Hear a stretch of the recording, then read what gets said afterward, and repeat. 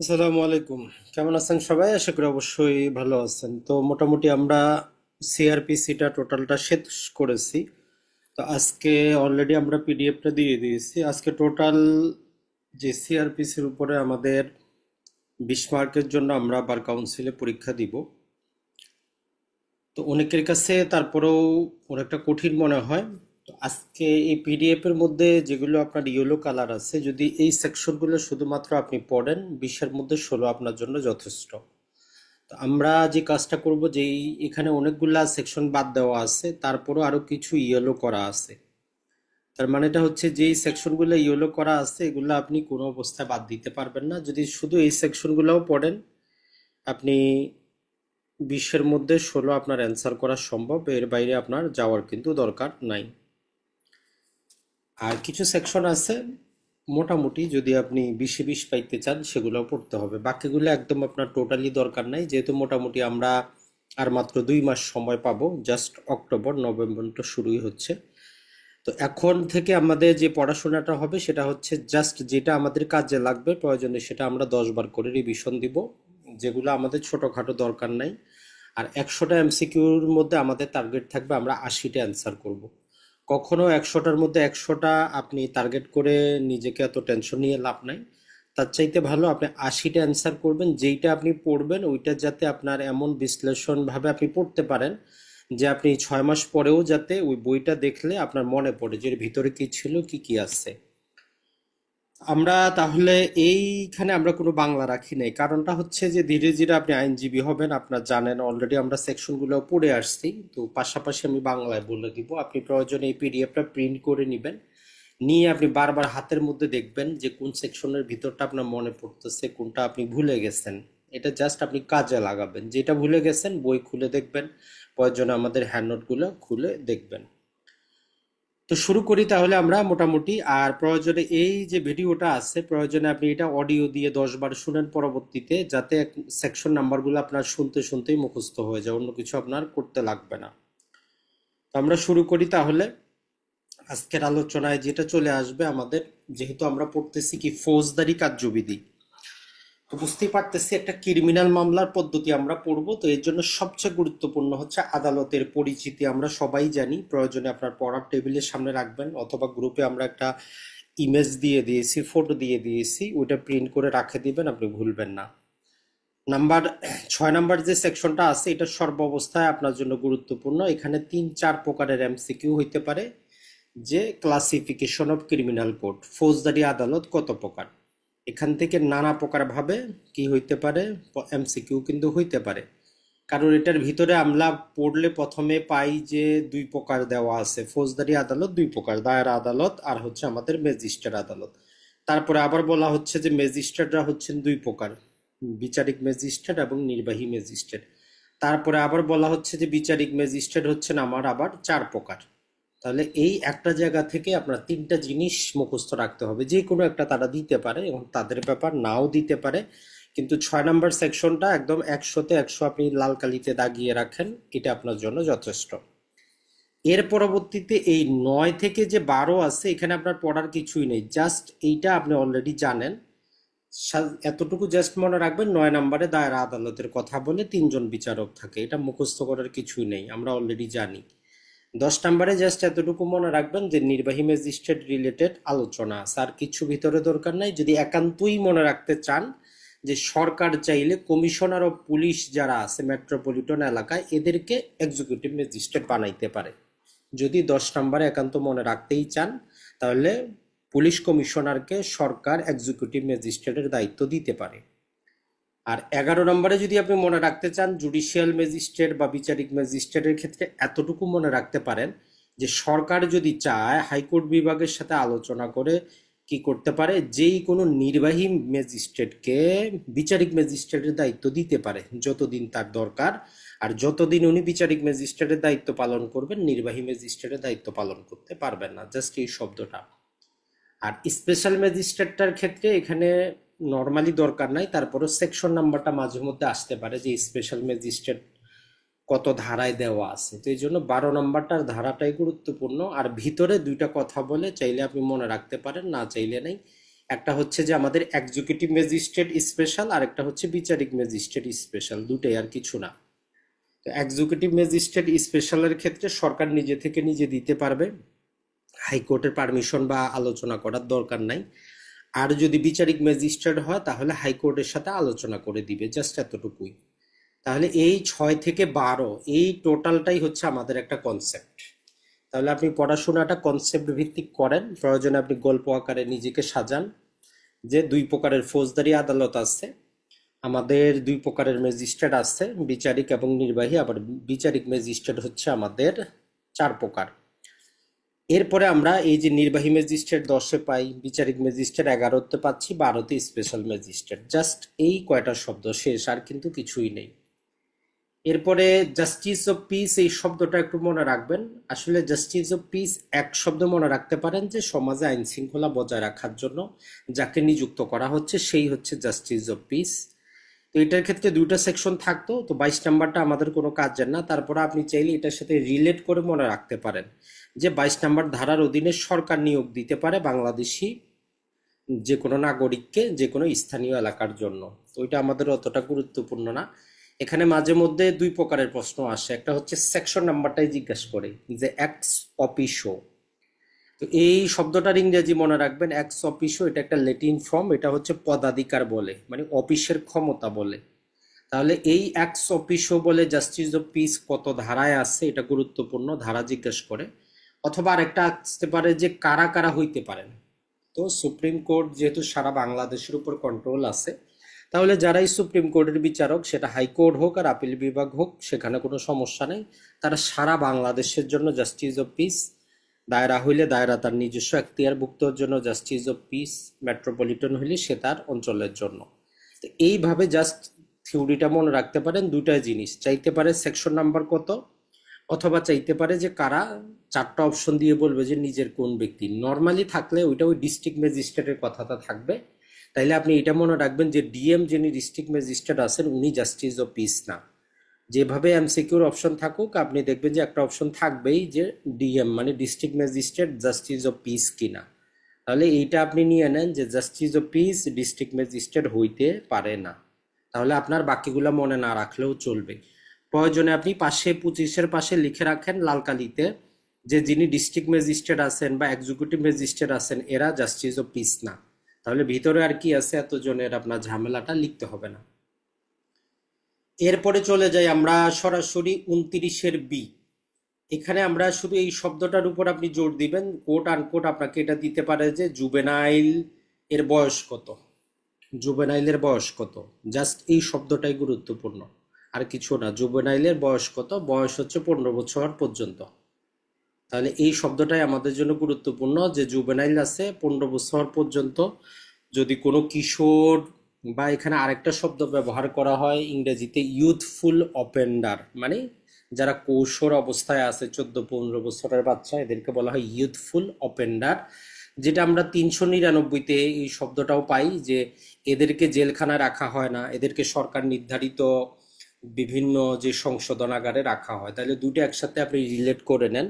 29-এর বিয়ের সাথে 399টাও আপনি একসাথে লিখে রাখেন যে এদের জুবেনাইলদেরকে শাস্তি দিলেও এদেরকে জেলখানায় রাখা হয় না। এই শব্দটা প্রয়োজনে আপনি আপনার যে বই আছে অথবা গাইড আছে ওইটার সাথে আপনি নোট করে নেবেন। তাহলে জুবেনাইল মানে হচ্ছে 15 বছর পর্যন্ত, আর এদেরকে 399 ধারা আমাদেরকে বলতেছে জেলখানায় রাখা যাবে না, এদেরকে সরকারি স্পেশালি একটা সংশোধনাগার বানাবে, সেখানে রাখবে। আর এদের বিচার প্রক্রিয়াটাও আমরা জানি যে এদের বিচারটা নর্মালি চিফ জুডিশিয়াল ম্যাজিস্ট্রেট অথবা চিফ মেট্রোপলিটন অথবা সরকার যদি কোনো স্পেশাল ম্যাজিস্ট্রেটকে অ্যাপয়েন্ট করে তারাই বিচার করবে, অন্য কোনো ম্যাজিস্ট্রেট এই মামলার বিচারটা করবে না। এরপরে 29-এর সি। তো এখানে 29 সিটা নর্মালি এমসিকিউর মতো অপশনে নাই, এটা থেকে এমসিকিউ আসার সম্ভাবনা খুবই কম। কিন্তু এটা দেওয়ার মেন কারণটা হচ্ছে এটার সাথে আমাদের ওই যে 33-এর এটা আপনার শুধু একা পড়লে মনে থাকবে না। তো এই জন্য আপনি যখনই 29-এর সি পড়বেন সাথে 33-এ মিলিয়ে নিবেন। নর্মালি আমরা কি জানি যে আগে 32টা আমরা পড়ে আসি যে বর্তমানে আমাদের ম্যাজিস্ট্রেটরা কি পরিমাণ শাস্তি দিতে পারে। তো সেটা আমরা বলছি যে 532 মনে রাখলে আপনার এখন ইজি হয়ে যাবে সংশোধনীর পরে যে 5 বছরের পর্যন্ত শাস্তি 5 লাখ টাকা, 3 বছর পর্যন্ত 3 লাখ, 2 বছর পর্যন্ত 2 লাখ। এখন যখন কোনো ম্যাজিস্ট্রেটকে কি করা হয়, 29-এর সি এ সরকার স্পেশাল ক্ষমতা দেয়, উনি ম্যাক্সিমাম 33-এর বলে যে 7 বছর পর্যন্ত কারাবাস দিতে পারে। তাহলে আপনি আগে 32 পড়বেন যে ম্যাজিস্ট্রেট কতদিন শাস্তি দিতে পারে। ফার্স্ট ক্লাস হইলে 5 বছর 5 লাখ, সেকেন্ড ক্লাস 3 বছর 3 লাখ, আর থার্ড ক্লাস হইলে আপনার 2 বছর 2 লাখ। এখন যদি এদেরকে সরকার স্পেশালি ক্ষমতা দেয় তাহলে ম্যাক্সিমাম পারবে 7 বছর পর্যন্ত কারাবাস। এতটুকু, এটা কে বলতেছে 33-এর এ। তাহলে এই তিনটা সেকশন আপনি একসাথে মিলাবেন, আপনার একটা কনসেপ্ট আকারে মনে থাকবে। কারণ পড়াটা আপনি প্রতিটা সেকশন মনে রাখতে পারবেন না, কনসেপ্টটা মনে থাকলে অটোমেটিক সেকশন আপনার কিন্তু চলে আসবে। আর এই যে 31-এর মধ্যে যে জিনিসটা মনে রাখবেন যে দায়রা হাইকোর্ট বিভাগ কি শাস্তি দিতে পারে, মুখস্থ করার কিছুই নেই, তারা সবকিছু পারে। তারপরে ধরেন যে দায়রা অতিরিক্ত কি পারে, তারা সবকিছু পারে, শুধু মৃত্যুদণ্ড হইলে হাইকোর্টের কনফার্মেশন লাগে। আর এইখানে যেটা মনে রাখবেন সেটা হচ্ছে ওই যে আমাদের যুগ্ম দায়রা জজ, প্রয়োজনে আপনি এটার পাশে হাইলাইট করে রাখবেন যে এই যে আমাদের যুগ্ম দায়রা জজ যিনি আছেন, উনার ক্ষেত্রে হচ্ছে সমস্যাটা, যত ঝামেলা তার কাছ থেকে, এমসিকিউ তার কাছ থেকে আসে। উনি ম্যাক্সিমাম শাস্তি দিতে পারেন কতদিন, 10 বছর। আমরা আপিল অপশনে পড়ছি, উনি যদি 5 বছরের বেশি কারাদণ্ড দেন তার আপিলটা হাইকোর্টে পড়তে হয়। তাহলে এই দুইটা জিনিস আমরা একসাথে বুঝে নিব। যুগ্ম দায়রা ম্যাক্সিমাম 10 বছর শাস্তি দিতে পারেন, তবে উনি 5 বছরের বেশি শাস্তি দিলে আপিল করতে হবে কোথায়, হাইকোর্টে। একসাথে মিলিয়ে নেন, পড়াটা একদম ছোট হয়ে যাবে, সংক্ষিপ্ত। এরপরে যদি আমরা দেখি, মোটামুটি আমাদের জন্য গুরুত্বপূর্ণ হচ্ছে 32টা আমরা অলরেডি পড়ে ফেলছি। 33-এর মধ্যে, 33-এর আগে কনসেপ্টটা মনে রাখবেন, ভিতরে অত ঝামেলা যাওয়ার দরকার নাই। নর্মালি আমরা প্যানাল কোডে কি জানি, একজন ম্যাজিস্ট্রেট বা শাস্তিগুলোর ক্ষেত্রে আমরা কি পানিশমেন্ট আছে, জেল আছে, সাথে জরিমানাটাও আছে, অথবা দুইটাই আছে, অথবা কোথাও শুধু অর্থদণ্ড আছে। এখন ধরেন যে যেই সমস্ত মামলায় বলা আছে যে শাস্তি এবং হচ্ছে কারাবাস এবং হচ্ছে অর্থদণ্ড, এখন ওই অর্থদণ্ড অনাদায়ে কতদিন পর্যন্ত কারাবাস দেওয়া যাবে তার ক্যালকুলেশন এখানে। একজন ম্যাজিস্ট্রেট একজন আসামিকে 5 বছরের শাস্তি দিল, 10,000 টাকা জরিমানা করলো। এখন ম্যাজিস্ট্রেট ধরে নিল যে উনি টাকাটা দিবে না, তাহলে ওই টাকা যেহেতু দিবে না, তার আরো এডিশনাল কতদিন শাস্তি দেওয়া যাবে, এর ক্যালকুলেশনই হচ্ছে আমাদের 33। তাহলে আপনি এটার যদি আপনার মনে না থাকে, ছোট্ট করে লিখে রাখেন যে অর্থদণ্ড অনাদায়ে কতদিন শাস্তি দেওয়া যাবে তার হিসাব। তাহলে সেকশনটার হেডিংটা দেখলে আপনার মনে আসবে, আর কিছু কিন্তু আমাদের দরকার নাই। তার এই হিসাবটা চাইলে একটু শুধু মনে রাখতে পারেন যে আসলে ম্যাজিস্ট্রেট অর্থদণ্ড অনাদায়ে কতদিন পরিমাণ পর্যন্ত শাস্তি দিতে পারবে। এর ক্যালকুলেশন আমরা অনেকবার কিন্তু পড়িয়েছি, সাইটে আপনি চাইলে সংক্ষেপে করে সেখানে লিখে রাখবেন, আপনার কাজে আসবে। এটা হচ্ছে ওই ম্যাজিস্ট্রেট ওই মামলার জন্য, ওই ম্যাজিস্ট্রেট যেই ক্ষমতা সর্বোচ্চ, first class magistrate, second class, third ক্লাসের, এদের যে সর্বোচ্চ শাস্তি দেওয়ার ক্ষমতা এর 4 ভাগের 1 ভাগ। মানে ওই যে 5 বছরকে আমরা 4 ভাগ করব, 3 বছরকে 4 ভাগ করব, 2 বছরকে 4 ভাগ করব, এর ম্যাক্সিমাম 1/4 পর্যন্ত দিতে পারবে। তার মানে হচ্ছে যে আমরা যদি ধরি যে কোনো ম্যাজিস্ট্রেট 8 বছর শাস্তি দিতে পারে, 4 ভাগ করব, তাহলে ম্যাক্সিমাম 2 বছর পর্যন্ত দিতে পারবে অর্থদণ্ড অনাদায়। এরপরে আমরা চলে আসি আমাদের 35-এর ক্ষেত্রে আমাদের যে জিনিসটা বলে, এটা একটু পেঁচানো, তবে এটাকে এমসিকিউর জন্য তো ভিতরে যাওয়ার দরকার নাই, জাস্ট এতটুকু মনে রাখবেন। একটা বিচারে যদি একাধিক অপরাধের বিচার হয় কোনো আসামির বিরুদ্ধে, এখন আদালত যে শাস্তিটা দিবে সেই দেওয়ার প্রক্রিয়াটা কেমন হবে। একজনের বিরুদ্ধে চুরি, একজনের বিরুদ্ধে মিসচিপ, একজনের বিরুদ্ধে ধরেন যে আরো ছোটখাটো নানা প্রকার অপরাধ দিয়ে একসাথে ট্রায়াল হচ্ছে। তো এখানে বলতেছে যে সিভারাল অফেন্সের জন্য ওয়ান ট্রায়ালে ম্যাক্সিমাম যে শাস্তিটা, এইটার পরিমাণটা একটু মনে রাখবেন। যদি আদালত বিচার করে, আদালত বলতে আমরা বুঝতে পারতেছি কে বিচার করবে, হয় করবে আমাদের দায়রা, অথবা অতিরিক্ত, অথবা যুগ্ম। ম্যাক্সিমাম এরা পারবে 14 বছর। তাহলে এরা ম্যাক্সিমাম কত পারবে, 14 বছর। আর ম্যাজিস্ট্রেট হইলে তার ক্ষমতার দ্বিগুণ, ম্যাজিস্ট্রেট হইলে তার ক্ষমতার দ্বিগুণ। এখন এখান থেকে ক্রিয়েটিভ এমসিকিউ হইতে পারে। তো এই আদালত তো 14 বছর পারবে, কিন্তু ম্যাজিস্ট্রেটের ক্ষেত্রে আপনি মনে রাখবেন কিভাবে, কারণ আপনাকে বলবে না যে ফার্স্ট ক্লাস ম্যাজিস্ট্রেট, বলবে যে সিনিয়র জুডিশিয়াল ম্যাজিস্ট্রেট, যে এক ট্রায়ালে যদি একাধিক অপরাধের বিচার করে কতদিন পর্যন্ত দিতে পারবে, তাইলে আপনাকে এই 532টা ওইটা মনে রাখতে হবে।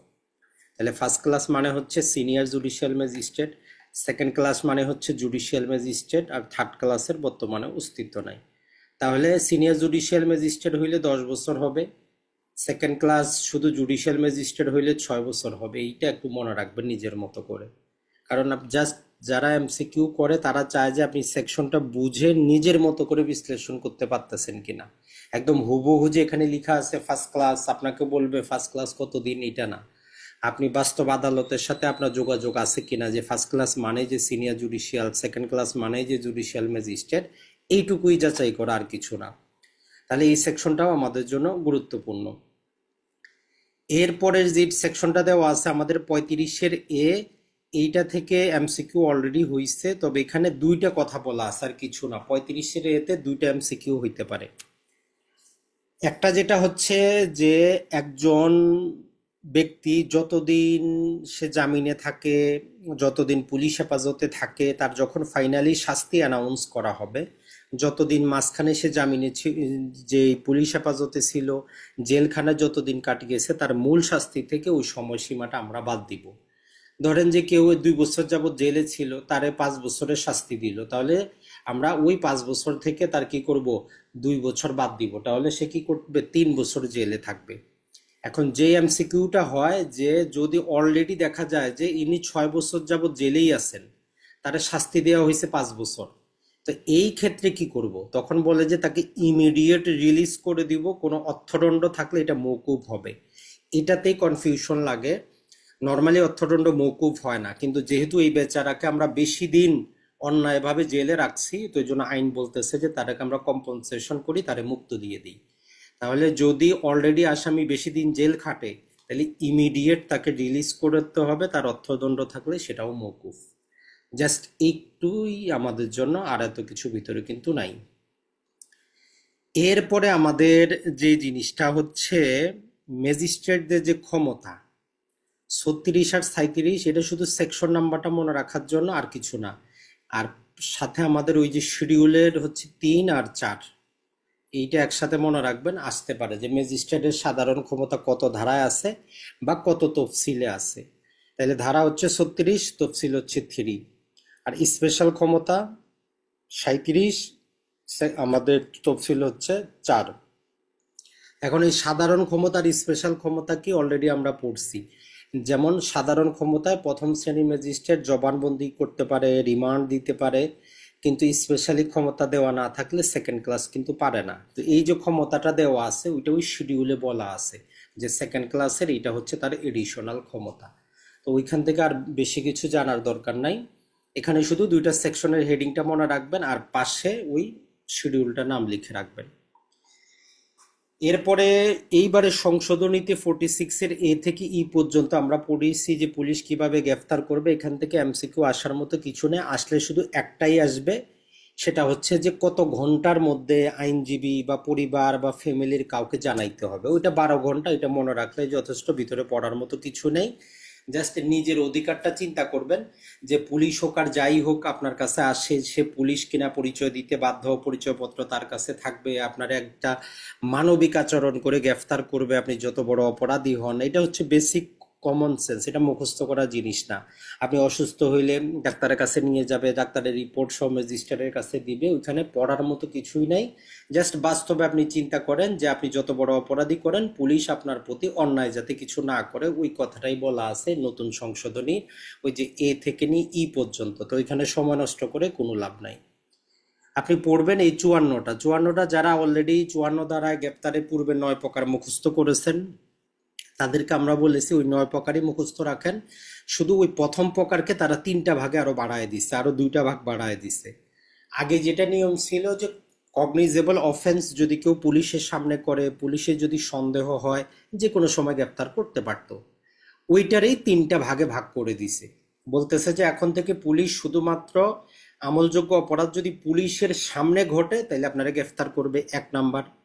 2 নম্বর বলতেছে যে পুলিশের সন্দেহ হইল, পুলিশ কোথাও থেকে সংবাদ পাইলো, তার সামনে ঘটে নাই, ওই রকম অপরাধের ক্ষেত্রে গ্রেফতার কখন করবে আর না করবে, এটা দুইটা ক্যাটাগরি তারা দিচ্ছে। যে অপরাধের শাস্তি যদি 7 বছরের কমে হয়, তাহলে আরো কিছু সেখানে নিয়ম কানুন আছে, যে সে নিজেকে নিজে সন্তুষ্ট করবে যে সে অপরাধটা করেছে, তারা যদি গ্রেফতার না করি তাহলে সে পালিয়ে যাবে, তথ্য প্রমাণ পাওয়া যাবে না, এইরকম কন্ডিশন ফুলফিল হইলে গ্রেফতার করতে পারে, না হলে পারবে না। আর যখনই 7 বছরের উপরে শাস্তিযোগ্য অপরাধ হবে, তখন সে গ্রেফতার করবে। তাহলে এই আগে আমরা যেটা পড়তাম একটাকে এখন 3টা বাড়ানো হয়েছে, বাকি কিছুই নেই, বাকি অ্যাজ ইট ইজ পূর্বে যেমন ছিল। আপনার কাছে যদি ঘর ভাঙা হাউস ব্রেকিং এর যন্ত্রপাতি পাওয়া যায়, আপনি যদি প্রক্লেম অফেন্ডার হন, আপনি যদি দেশের বাইরে অপরাধ করে থাকেন, আপনি যদি সেনা নৌ বিমান বাহিনী থেকে যদি পালিয়ে যান, আপনার অন্য থানা থেকে যদি আপনার কাছে রিকুইজিশন আছে গ্রেফতারে, তাহলে গ্রেফতার করবে। তাহলে এই 54 নম্বর ধারাটা আপনি লাল কালিতে রাখেন, এটা লিখিত পরীক্ষারও একটা প্রশ্ন। তো এইখানে এই 11টা জিনিস আমাদের হেড নোটেও আছে, আপনি একটু পড়ে নেবেন যে পুলিশ 54 ধারায় কি কি কারণে গ্রেফতার করতে পারে। আর 54 এটা এটা জাস্ট মাঝে মধ্যে এটার আপনার সেকশন নাম্বারটা জানতে চাইতে পারে, যেহেতু নতুন করে অ্যাড করা হয়েছে। যে যে person arrested to be inform of reason of arrest, মানে গ্রেফতারকৃত ব্যক্তিকে তার গ্রেফতারের কারণ দেখাইতে হবে, কত ধারার কারণে পুলিশ বাধ্য, মানে কত ধারার কারণে পুলিশ একজন গ্রেফতারকৃত ব্যক্তিকে কোন অপরাধে গ্রেফতার করা হচ্ছে এটা জানাইতে বাধ্য। তাহলে 54 তাহলে যখনই 54 পড়বেন, 54 এটাও পড়বেন, আর কিছু না, এখানে মুখস্থ করারও কিছু নেই। যেমন আমরা বললাম যে আপনি একজন মানুষ, আপনার স্বাভাবিক যে অধিকার আছে ওই অধিকারটাই এখানে বলা হয়েছে। একজন ব্যক্তি আপনারে গ্রেফতার করতেছে, আপনার অবশ্যই রাইট আছে যে কোন অপরাধটা আপনি করছেন। তো এটা তো আপনার মুখস্থ করার দরকার নাই, নিজেকে নিজে প্রশ্ন করেন, দেখবেন যে এই দুইটা সেকশন যথেষ্ট। এরপরে 63টা মনে রাখবেন, এই 63-র অনেক ক্ষমতা, যদিও আমাদের আদালতে ব্যবহার হয় না। এই 63-তে কি বলে যে একবার যদি পুলিশ আপনারে গ্রেফতার করে, অবশ্যই আপনার কাছ থেকে বন্ড নিবে, অথবা ম্যাজিস্ট্রেট আপনি জামিন দিবে আপনাকে। এখন বন্ড এক জিনিস, জামিন কিন্তু এক জিনিস, ছোট ছোট জিনিসগুলো বুঝবেন। আমরা প্রথমে বলছি পুলিশ গ্রেফতার করলে আপনাকে এভাবে ছাড়বে না, হয় আপনাকে মুচলেখা সম্পাদন করতে হবে, অথবা আপনাকে জামিন নিতে হবে, অথবা স্পেশালি ম্যাজিস্ট্রেট আপনার রিলিজ অর্ডার পাস করবে। এই তিনটার যে কোনো একটা ছাড়া একবার গ্রেফতার করলে আপনারা ছাড়বে না। তো এই জন্য দেখবেন যে কাউকে পুলিশ গ্রেফতার করে নিল, 2 ঘন্টা পরে ছাড়তে হইলেও ওই একটা বন্ড নেয়, একটা মুচলেখা নিয়ে তারপরে ছাড়ে, কারণ হচ্ছে 63। তাহলে যখন কোনো কারণ ছাড়াই পুলিশ কাউরে একবার গ্রেফতার করে নিয়ে যায়, এই 63-র অধীনে তারা আবার পুলিশ কি করতে পারে, বন্ড দিয়ে ছেড়ে দিতে পারে। এরপরে 64 আর 65 এখানে মুখস্থ করার কিছুই নাই, দুইটাই জাস্ট মনে রাখবেন যে ম্যাজিস্ট্রেটের ক্ষমতা। যে ম্যাজিস্ট্রেটের উপস্থিতিতে আমরা দেখলাম পুলিশের উপস্থিতিতে যদি এই অপরাধ ঘটে, আমলযোগ্য 54 ধারা পুলিশ গ্রেফতার করবে। এখন একজন ম্যাজিস্ট্রেটের সামনে যদি অপরাধ ঘটে, তাইলে তখন কি করবে? তো বলতেছে যে ম্যাজিস্ট্রেট নিজে গ্রেফতার করতে পারে, গ্রেফতারের অর্ডার দিতে পারে। আর যে জিনিসটা বলা হচ্ছে যে arrest by or in presence of magistrate, ম্যাজিস্ট্রেটের উপস্থিতিতেও আসামিকে গ্রেফতার করা যায়। তাহলে 64 হচ্ছে ম্যাজিস্ট্রেটের সামনে কেউ অপরাধ করতেছে, আর 65-তে হচ্ছে ম্যাজিস্ট্রেটের উপস্থিতিতেও আসামিকে গ্রেফতার করা যাবে। দুটা সেকশন জাস্ট ছোট্ট করে মনে রাখলেই যথেষ্ট। আর এই 67A এবারে নতুন করে যুক্ত করা হয়েছে, এইটা গুরুত্বপূর্ণ, মনে রাখবেন যে এই যে আমরা সেকশনগুলো ইয়েলো কালার দিয়ে রাখছি, এগুলো সবচেয়ে বেশি ইম্পর্ট্যান্ট।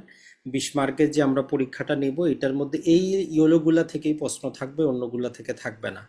অতএব এগুলা যাতে বাদ আপনারা না দেন। আর আশা করব 20-এর মধ্যে অ্যাটলিস্ট 16 যদি না পান তাহলে কিন্তু সমস্যা, 16 পাইতেই হবে যেভাবেই হোক। এখন এইখানে বলতেছে যেটা আমরা যে এই যে বললাম, পুলিশ আইডি কার্ড দেখাবে, আপনি অসুস্থ হইলে আপনারে হসপিটালে নিয়ে যাবে, 12 ঘন্টার মধ্যে আপনার আইনজীবী বন্ধু বান্ধব এদের সাথে দেখা করতে দিবে, যদি এগুলা না করে, তো বলতেছে যে 67-এর অধীনে ওই ম্যাজিস্ট্রেট সাহেব কি করতে পারবেন, ওই পুলিশ অফিসারের বিরুদ্ধে বিভাগীয় ব্যবস্থা নেওয়ার জন্য আদেশ দিতে পারবেন। এরপরে চলে আসি আমরা সমন রিলেটেড, আমাদের একটা না কি যেটা করতে হবে যে 4টা সেকশন একসাথে পড়তে হবে, এখানে বাদ দেওয়ার সুযোগ নেই। আর এটা অবশ্যই যেহেতু এবারও সংশোধনী এসেছে, সমনটা এখন হোয়াটসঅ্যাপেও দেওয়া যায়, কল করেও দেওয়া যায়। তো 68, 69, 70, 71 এটা একসাথে পড়বেন কম্বাইন করে। সমনটা দেখতে কেমন হয়, সমনটাতে কার সিগনেচার থাকে। দেওয়ানি মামলার সমনে বিচারকেরও থাকতে পারে অথবা ওই সেরেস্তাদারেরও থাকতে পারে। আরেকটা যেটা কথা হচ্ছে, এটা সবসময় লিখিত হবে, সবসময় 2 কপিতে হবে, সবসময় আদালতের স্বাক্ষরে সিলকিতও কিন্তু থাকবে। তার মানে ফর্মটা কেমন হয় তার বিবরণ কার মাধ্যমে দেওয়া হবে। আর এইখানে যে একটা সংশোধনী আনা হয়েছে ওইটা মনে রাখবেন, আগে পরিবারে শুধু পুরুষ সদস্যকে দেওয়া যাইতো, এখন বলা হচ্ছে যে কোনো প্রাপ্তবয়স্ক সদস্যকে দেওয়া যাবে।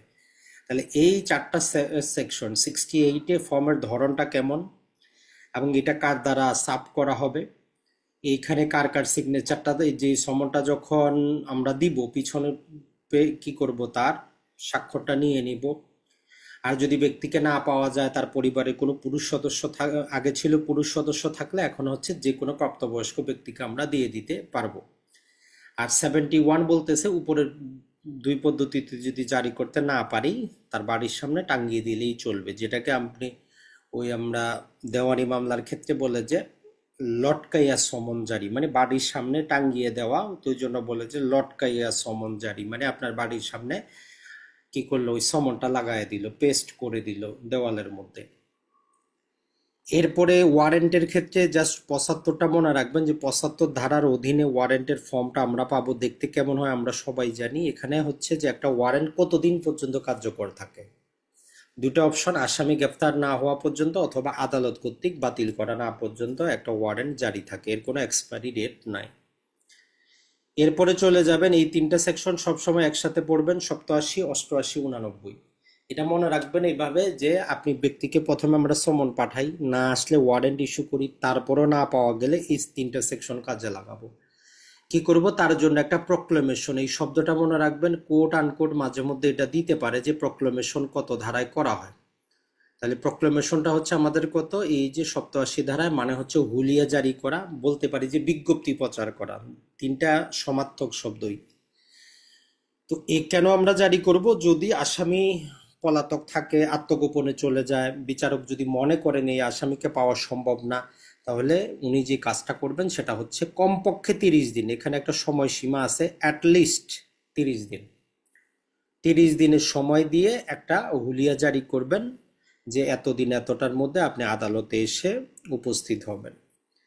আর যদি ব্যক্তি যদি তারপরও না আসে, 88 আমরা ব্যবহার করব, তার সম্পত্তি আমরা কি করব, অ্যাটাচ করব। আর এইখানে আমরা ভিতর থেকে কি জানি, যদি কোনো বোনাফাইডলি কারো সম্পত্তি অ্যাটাচ করা হয়, তার কাছে 6 মাস সময় আছে, সে অ্যাপ্লিকেশন করতে পারে। যদি রিজেক্ট হয় তাহলে সেক্ষেত্রে কি করবে, পরবর্তী 1 বছরের মধ্যে সে দেওয়ানি আদালতে তার টাইটেলের জন্য মামলা করতে পারবে, মালিকানা দাবি করে মামলা করতে পারবে। এই জিনিসটা একটু মনে রাখবো। আর 89 হচ্ছে ওই যে আসামি যার সম্পত্তি অ্যাটাচ করা হয়েছে, কোক করা হয়েছে, সে যদি 2 বছরের মধ্যে ফেরত আসে এবং আদালত উপযুক্ত কারণ দেখায় যে আমি পালিয়ে যাই নাই, আত্মগোপনে যাই নাই, আমি হুলিয়া দেখি নাই, যদি আদালতকে সন্তুষ্ট করাইতে পারে 2 বছরের মধ্যে, তাহলে তার সম্পত্তি রেস্টোরেশন করা হবে, মানে ফেরত দেওয়া হবে। তাহলে এই 3টা সেকশন আপনার জন্য সবচেয়ে বেশি গুরুত্বপূর্ণ সর্বাবস্থায়। বাকি 90 আর 94 অতটা কাজের না। 90-এ জাস্ট আমরা যেটা বললাম, একটা শুধু মনে রাখবেন যে আমরা প্রথমে সমন অনুযায়ী সমন পাঠাই। এখন যদি আদালতের মনে হয় এই আসামিকে সমন দিয়ে লাভ নেই, সমন পাওয়া মাত্রই সে কি পালিয়ে যাবে, আছে কিছু যেমন চিহ্নিত সন্ত্রাসী, এদেরকে আপনি সমন দিয়ে দিলে তো আর এরা আসবে না। তো এই জন্য বলতেছে যে আদালত কি করতে পারে, সমন মামলায় মাঝে মধ্যে যদি আপনার এমসিকিউর অপশন থাকে যে আদালত সমন মামলা ওয়ারেন্ট সাথে জারি করতে পারে কিনা, মানে মামলাটা আইন শিডিউল অনুযায়ী সমন জারি হবে, আদালত ওয়ারেন্ট জারি করে বসে আছে, তো 90 ধারায় তার ওই ক্ষমতাটা আছে। যদি আদালত বিশ্বাস করে যে সমন দিয়ে লাভ হবে না, আসামি পালিয়ে যাবে, তাহলে সাথে সাথে ওয়ারেন্ট। তাহলে বলতেছে যে সাথে অথবা এডিশনাল দুটেই, চাইলে একবার দিতে পারে সমন, না আসলে পরবর্তীতে গ্রেফতারি পরোয়ানা, অথবা সমন দিয়ে কাজ নাই, সাথে সাথে ওয়ারেন্ট তারে গ্রেফতার করে নিয়ে আসো। এরপরে যদি আমরা দেখি 94টা, একটু চাইলে মনে রাখতে পারেন যে কোনো একটা দলিল, কোনো একটা বস্তু, কোনো একটা জিনিস আপনার কাছে আসছে, আদালত আপনাকে সমন দিতে পারে। আমরা নর্মালি চিন্তা করি যে ব্যক্তিকেই সমন দেওয়া হয়, তাহলে একটা বস্তুকে আদালতে নিয়ে আসার জন্য কি করা যায়, 94-এর অধীনে সমন জারি করা যায়। তো আমরা 96টা, শুধু 96টা আমরা মনে রাখবো, সেটা হচ্ছে যে when search warrant may be issue, কখন সার্চ ওয়ারেন্ট ইস্যু করা যায়, এই 96টা মনে রাখবো। এটা আমাদের জন্য গুরুত্বপূর্ণ। আর 98টা চাইলে আপনি মনে রাখতে পারেন, ভিতরে অনেকগুলা কথাবার্তা আছে। ভিতরে এই সার্চ ওয়ারেন্টটা আদালত দিচ্ছে না, এটা কে দিচ্ছে? এটা ডিস্ট্রিক্ট ম্যাজিস্ট্রেট দিচ্ছে। এই ডিস্ট্রিক্ট ম্যাজিস্ট্রেট কার বাড়িতে? আপনার বাড়িতে যদি সন্দেহ হইল চোরাই মাল আছে, জাল স্টাম্প আছে, জাল টাকা তৈরি করেন, নানা প্রকার অশ্লীল আপনার কাছে ছবি নাটক জিনিসগুলো আছে, তাহলে ডিস্ট্রিক্ট ম্যাজিস্ট্রেট আপনার বাড়ি তল্লাশির আদেশ দিতে পারে। তাহলে 96তে হচ্ছে ধর্ণা আমাদের বিচারিক আদালত, আর 98তে হচ্ছে ডিস্ট্রিক্ট ম্যাজিস্ট্রেট তাৎক্ষণিক। দুইটার পার্থক্যটা মনে রাখবেন। 96তে আদালত দিবে, আর 98তে ডিস্ট্রিক্ট ম্যাজিস্ট্রেট। ইনারা যদি কোনো বাড়িতে চোরাই মাল, জাল স্টাম্প, সরকারি জাল টাকা, অশ্লীল জিনিস সম্ভাবনা থাকে, তাহলে তারা সার্চ করতে পারবে। আর এরপরে একটা বিচার প্রক্রিয়া আছে, যেটা আমরা বলেছি 99 এ থেকে নিয়ে জি পর্যন্ত। এখানে জাস্ট কিছু না, এই প্রতিটা আপনি লিখে লিখে একসাথে পড়বেন, এখানে মুখস্থ করবেন না। এটা যখন পড়তে যাবেন এ বি সি করে লিখে, যে এতে কি হয়, বিতে কি হয়, সিতে কি হয়, এই কম্বাইন প্যাকেজ হিসাবে পড়বেন। কারণ গত বছরের এমসিকিউ দেখা যায় যে স্পেসিফিক আপনার ওই যে সেকশন নাম্বারটাই চাচ্ছে। তাহলে 99 এতে আমরা জানি যে কিছু কারণে সরকার কি করতে পারে, যে কোনো একটা প্রকাশনা, কোনো একটা বইকে সরকার বাজেয়াপ্ত করতে পারে। যদি আমাদের প্রধানমন্ত্রী, যদি প্রেসিডেন্ট, যদি যে স্পিকার, প্রধান বিচারপতি, এদের বিরুদ্ধে কেউ কি করে, এমন কিছু মানহানিকর বক্তব্য প্রকাশ করে, তাহলে সেটা কি করা যায়? ফরফিট করা যায়। যদি রাষ্ট্রদ্রোহিতামূলক কিছু করে, এটা ছাড়া যদি আমলযোগ্য অপরাধ করবে, এইরকম আপনি এমন একটা লেখা লিখছেন, এমন একটা প্রবন্ধ লিখছেন, বই লিখছেন, যেটা পড়লে যে কোনো ব্যক্তি একটা কগনিজেবল অফেন্স করার জন্য উদ্ভূত হয়, ওই 99 এটার মধ্যে কারণগুলো একটু ভালো করে পড়বেন। তখন সরকার 99 এর ক্ষমতা বলে ওই পত্রিকাটা, ওই বইটা, ওই নথিটা, ওই বান্ডেলটা কি করতে পারে? বাজেয়াপ্ত করতে পারে, ফরফিট করতে পারে। দুটো শব্দই আসতে পারে। সরকার একটা পত্রিকা কত ধারায় বাজেয়াপ্ত করে, সরকার নিউজ পেপার কত ধারায় ফরফিট করে, দুইটাই থাকতে পারে। তাইলে আপনি দুইটাই মনে রাখবেন, যেটাই ফরফিট সেটাই বাজেয়াপ্ত। এখন যার পত্রিকা, যার বই ফরফিট করা হইলো, তার প্রতিকার কি? তো 99 বলতেছে যে তার প্রতিকার, সে অন্য কোথাও মামলা করবে না, সরাসরি হাইকোর্ট ডিভিশনে সে কি করবে, এইটা সেট সাইড করার জন্য 2 মাসের মধ্যে আবেদনটা করবে। এই 2 মাস সময়টাই গুরুত্বপূর্ণ, এমসিকিউর অপশনে থাকে। তাহলে আপনার যদি একটা নিউজ পেপার থাকে, সরকার যদি বাজেয়াপ্ত করে, আপনার কাছে 2 মাস সময় থাকবে, হাইকোর্টে আপনি এটা সেট সাইড করার জন্য আবেদন করবেন, মানে সরকারের আদেশটাকে বাতিল করার জন্য। এরপরে সিতে বলে যে এই যে এটা যে শুনবে, এটা একটা স্পেশাল ব্রাঞ্চ শুনবে। 99 বলতেছে যে এই যে আপনার যে পত্রিকা যেগুলো আছে, এই জিনিসগুলাকে, এই 99 যেটা বলতেছে যে হাইকোর্টকে ক্ষমতা দেওয়া হচ্ছে, তারা চাইলে সরকারের আদেশটাকে সেট সাইড করে দিতে পারে। মানে বলতে পারে যে সরকার যে আদেশ দিচ্ছে এটা আমরা সাইটে রাখি। সেট সাইড আসলে একটা ভদ্রভাবে ব্যবহার করা হয়। যেমন দেখবেন যে বিভিন্ন আদালতের নথিতে, ধরেন যে নিম্ন আদালতে একটা রায় হয়েছে, তো উচ্চ আদালত কখনোই বলে না যে নিচের আদালতের এটা ক্যান্সেল করলাম, বাতিল করলাম। আইনের শব্দ বলা হয় যে সেট সাইড, মানে নিচে যিনি যা বলছে বলছে, ওইটা আমরা সাইটে রাখি, আমার কথা শুনেন। যেমন ধরেন যে ফ্যামিলিতে আপনার চাইতে আপনি অনেক কথা বললেন, এখন আপনার বড় ভাই এসে বলল যে ঠিক আছে এই কথাটা করা হোক, তখন আপনারটা এক সাইডে চলে যায়, সেম ওই জিনিসটা। ওই জন্য যে আপনি ভুল বলছেন না খারাপ বলছেন ওইটারও কিছু নাই, যে তারটা সাইডে থাক, আমার কথা শুনেন। তো তাহলে 99 তে কি করতে পারে, হাইকোর্ট বলতে পারে যে সরকার যা বলছে সরকারের জায়গায় থাক, আমার আদেশটা আপনি শুনেন।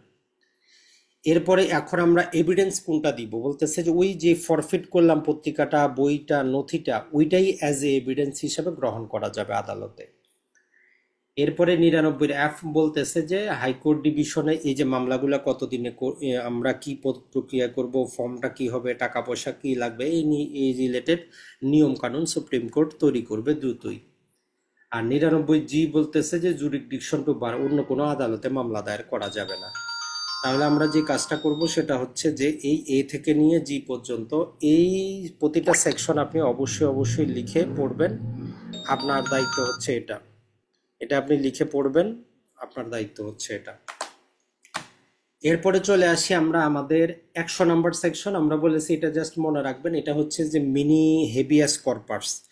যেমন আমরা 491তে পড়েছি হেবিয়াস কর্পাস প্রকৃতির রিট, আর এইটাও হচ্ছে আমাদের মিনি ছোট।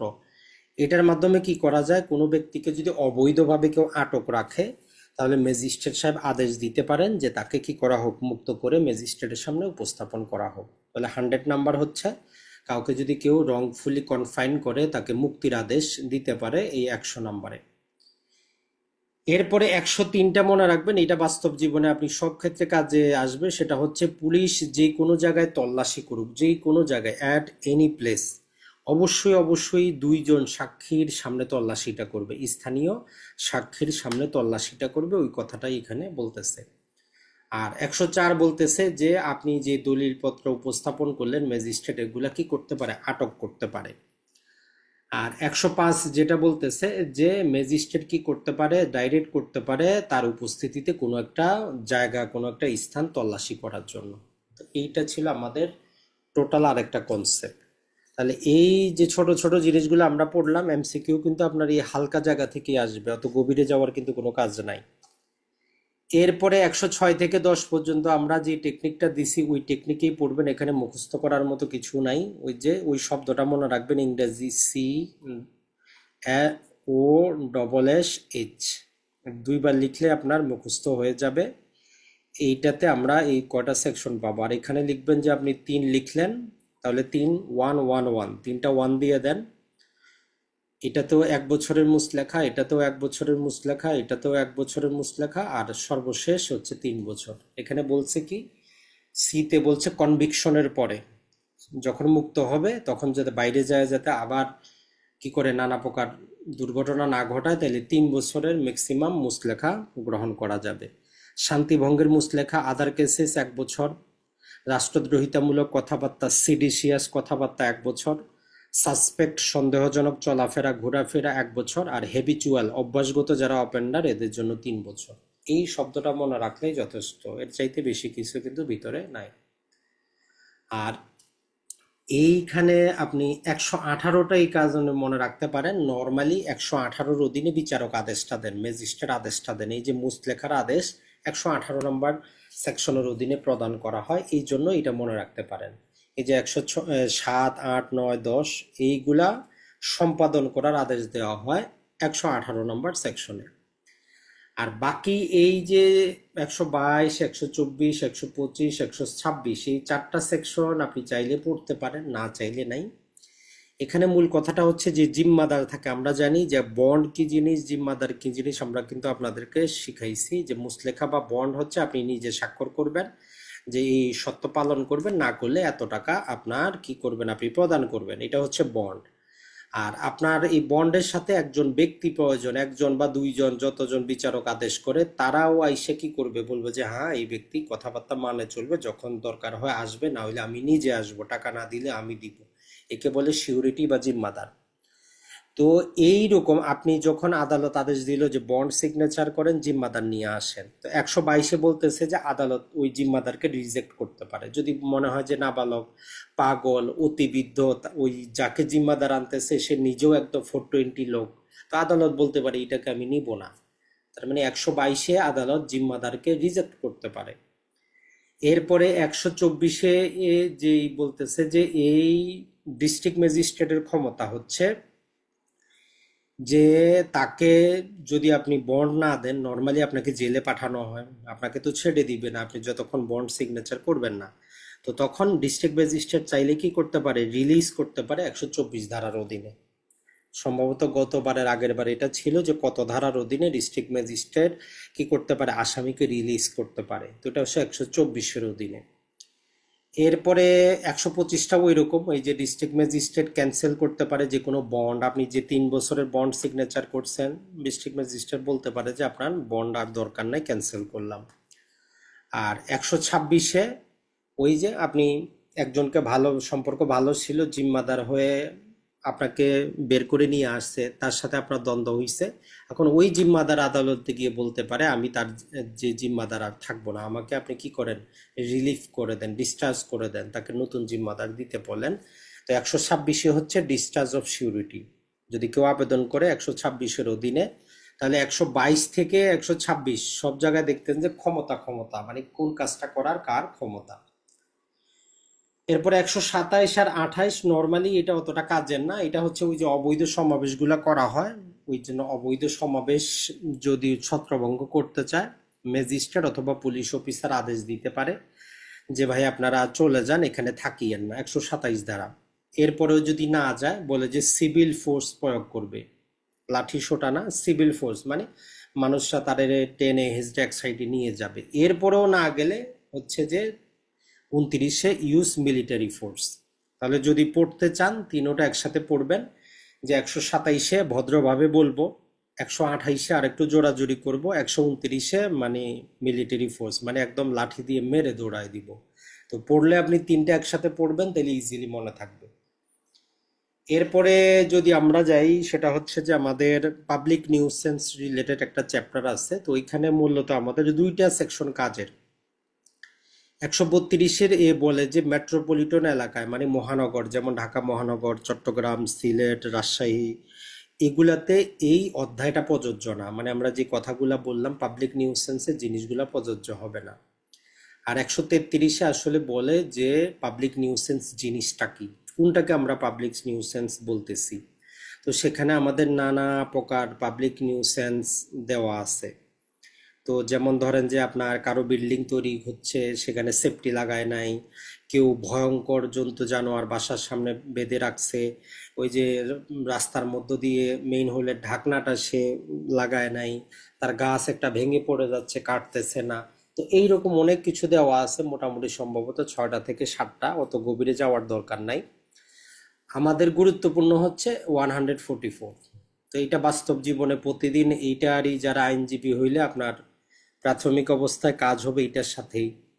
যে কোথাও আপনি দেখবেন যে মারামারি, কোথাও উভয় পক্ষ মিছিল করতেছে, আপনিও এক জায়গায় আজকে একটা অনুষ্ঠান করবেন, আমিও করব, দুইজনই একসাথে করব। তো ম্যাজিস্ট্রেট চাইলে বলে যে আপনারা কেউ আসবেন না, 144 ধারা জারি করা হইল। অথবা আমরা যখন 145 ধারায় মামলা করি তখন 144 ধারা ম্যাজিস্ট্রেটকে বলি যে স্যার আপনি কি করেন, 144 ধারা একটা ইনজাংশন দিয়ে দেন জমিটার উপরে, যাতে কোনো পক্ষ সেখানে ভেজালটা না করে। তাহলে 145-এর ভিতরে আমরা বিস্তারিতটা পড়বো, ভিতরে আমাদের দেওয়া আছে। শুধু মনে রাখবো যে 2 মাসের মধ্যে মামলা করতে হয়। জায়গা জমির বিরোধে যদি শান্তি ভঙ্গের আশঙ্কা থাকে, তাহলে আমরা কি করতে পারি, ডিস্ট্রিক্ট ম্যাজিস্ট্রেট বরাবর 2 মাসের মধ্যে অ্যাপ্লিকেশনটা দিতে পারি।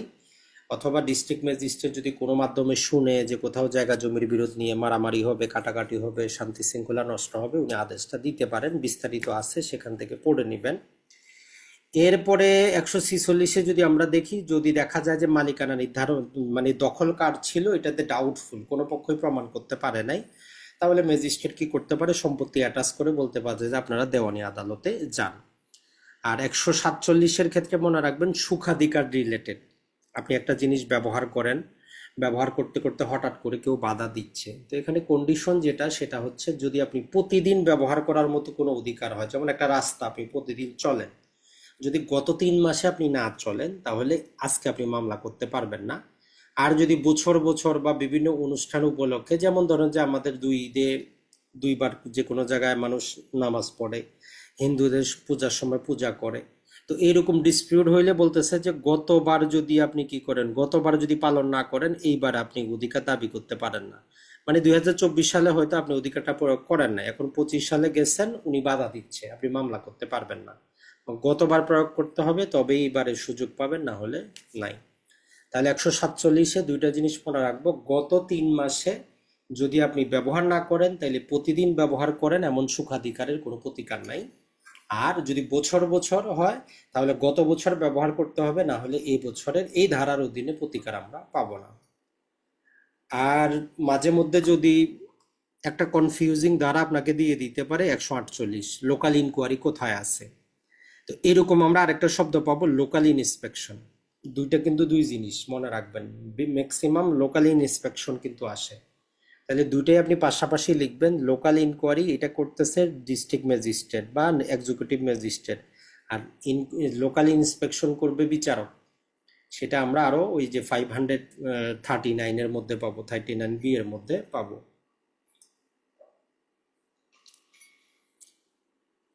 এরপরে যদি আমরা দেখি পুলিশের যে কয়েকটা সেকশন আছে, এই কয়েকটা সেকশন আপনি না পড়লেও চলবে। নর্মালি আসে না, তারপরেও যদি আপনি পড়তে চান পড়বেন।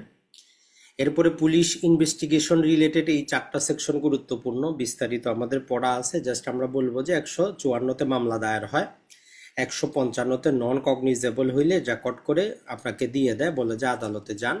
আর 156তে পুলিশ ইনভেস্টিগেশন করার ক্ষমতা পায়। আর 157তে পুলিশের যদি সন্দেহ হয়, সে একটা পুলিশ রিপোর্ট তৈরি করে কগনিজেবল অফেন্স সম্পর্কে এবং ঘটনাস্থলে ব্যক্তিকে পাঠায়। এই 4টা সেকশন এইভাবে পড়বেন। এরপরে এই 60 থেকে 63, এইটা অতটা ইম্পর্টেন্ট না, অলরেডি আপনারা 1-2 বার পড়ছেন, মনে থাকবে। গুরুত্বপূর্ণ হচ্ছে আমাদের 164, 67 আর 67 রে। 64তে মনে রাখবেন, এখানে 2টা জিনিস রেকর্ড করা হয়। শুধু কনফেশন মানে দোষ স্বীকার, আর পাশাপাশি স্টেটমেন্ট মানে বক্তৃতা। যেমন বললাম যে একজন ব্যক্তি বৃদ্ধ, উনি একটা ঘটনা দেখেছেন, উনি সাক্ষী দিবেন, কিন্তু তার অবস্থা খারাপ, সে মারা যাইতে পারে। তো তখন আপনি 164-র অধীনে ম্যাজিস্ট্রেট নিয়ে আসে তার সাক্ষীর সাক্ষ্যটা রেকর্ড করাইতে পারেন। আর কেউ দোষ স্বীকার করতে চাইলে আমরা 164 ব্যবহার করব। আর এটার ভিতরে ডিটেলটা আরো পড়বেন। ফার্স্ট ক্লাস ম্যাজিস্ট্রেট সাধারণ ক্ষমতায়, সেকেন্ড ক্লাস স্পেশালি ক্ষমতায় নিতে পারে। 167-র ক্ষেত্রে মনে রাখবেন, ওই যে 24 ঘন্টার মধ্যে যদি তদন্ত শেষ না হয়, তাহলে পুলিশ রিমান্ডের আবেদন করবে। ম্যাক্সিমাম 15 দিন একসাথে দেওয়া যাবে, এর বেশি না। আর এখানে পুলিশকে একটা কন্ডিশন হচ্ছে, 120 দিনে যদি মামলাটার তদন্ত যদি শেষ না হয়, তাহলে আসামি জামিন পাওয়ার হকদার হয়। যদি 10 বছরের কম সাজাযুক্ত হয়, ম্যাজিস্ট্রেট জামিন দিবেন। 10 বছরের বেশি হলে দায়রা আদালতে যাইতে হবে। এই 2টা লাইনই মনে রাখবেন, যথেষ্ট। আর আমরা যেটা বললাম, ওই যে ডাকাতির মামলাগুলো মনে রাখবেন, ডাকাতির মামলায় প্রযোজ্য না। আর প্রিভেন্টিভ ডিটেনশনের ক্ষেত্রেও প্রযোজ্য হবে না। 167-র এইবারে নতুন করে যুক্ত করা হয়েছে, duty of magistrate in relation to শোন অ্যারেস্ট এবং ডিটেনশন। তাহলে এই শোন অ্যারেস্ট শব্দটাকে আপনি হাইলাইট করেন, কোট অ্যান্ড কোট আপনারে দিয়ে দিতে পারে। শোন অ্যারেস্ট কত ধারায় আছে, বা শোন অ্যারেস্ট জিনিসটা কি। শোন অ্যারেস্ট মানে হচ্ছে, একজন আসামি, ধরেন যে আপনি অনেক কষ্ট করে আপনার আসামিটা জামিন করাইছেন, এখন পুলিশ চাচ্ছে যে এরে তো আমি বাইরে যাইতে দিব না, ও জেল গেটে আবার বলতেছে আপনার এই মামলায় গ্রেফতার। অথবা ওই জেল গেটে বাইর হওয়ার আগেই বলতেছে ওনার বাইর হওয়ার দরকার নেই, আরেক মামলায় গ্রেফতার। তো এগুলা যাতে করা না হয়, ওই জন্য বলতেছে পুলিশ যদি শোন অ্যারেস্টের আবেদন করে, পুলিশকে তার পুলিশ ডায়েরি নিয়ে আসতে হবে, সুনির্দিষ্ট অভিযোগটা থাকতে হবে যে কি সে করেছে। তারপর ম্যাজিস্ট্রেট ডিসাইড করবে এবং আসামির পক্ষ শুনবে সে কি বলতে চায়, তারপর ডিসাইড করবে তার গ্রেফতার করা রাখে হবে কি হবে না। তাহলে আমাদের কিওয়ার্ড হচ্ছে এই শোন অ্যারেস্ট, এটাকে লাল কালি দিয়ে রাখেন। এরপরে 169 অতটা গুরুত্বপূর্ণ না, তারপরও জাস্ট মনে রাখতে পারেন যে যদি তথ্য প্রমাণ অপর্যাপ্ত থাকে, পুলিশ জামিন দিতে পারে। আর 170-এ যেটা হচ্ছে যে যদি অপরাধের অস্তিত্ব থাকে কিন্তু মামলাটা হচ্ছে জামিনযোগ্য, তাহলে পুলিশ জামিন দিয়ে দিতে পারে। আর 172-এ এই যে পুলিশ ডায়েরি শব্দটা মনে রাখবেন, পুলিশ ডায়েরি বা কেস ডায়েরি দুইটাই আসতে পারে। কেস ডায়েরি বা পুলিশ ডায়েরি কত ধারায় আছে এতটুকুই। আর ওইখানে কি থাকে মুখস্থ করার দরকার নাই। মনে করবেন যে একটা এফআইআর যখন থেকে, যেই সময় থেকে দায়ের হয়েছে, ওইটা থেকে তদন্ত রিপোর্ট দেওয়া পর্যন্ত ওই পুলিশ অফিসার ওই মামলার ব্যাপারে কি করলো, কোথায় গেছে, কখন গেছে, কার কাছে গেছে, কি উদ্ধার করলো, কোন সাক্ষীকে জিজ্ঞেস করলো, সমস্ত ডিটেইল সেখানে থাকবে। তো এটাই হচ্ছে পুলিশ ডায়েরি, কোন সাক্ষী কি বললো সবকিছু ওইখানে থাকবে। এখন এটার মধ্যে আপনার বিশ্লেষণধর্মী হইলে, আমরা ভিডিওতে পড়াইছি, ওটা পড়ে নেবেন যে এটা সাক্ষ্যগত ভ্যালুটা কত, এটাকে অ্যাজ এ এভিডেন্স হিসাবে ব্যবহার করা যাবে কিনা, সরাসরি ব্যবহার করা যাবে কিনা, যদি ব্যবহার করতে হয় কি কি কন্ডিশন আছে, কখন কন্ট্রাডিকশন করাবো, কখন কোরাবোরেশন করাবো, ওই ইনভেস্টিগেশনের ক্লাস থেকে এটা বিস্তারিত দেখে নেবেন।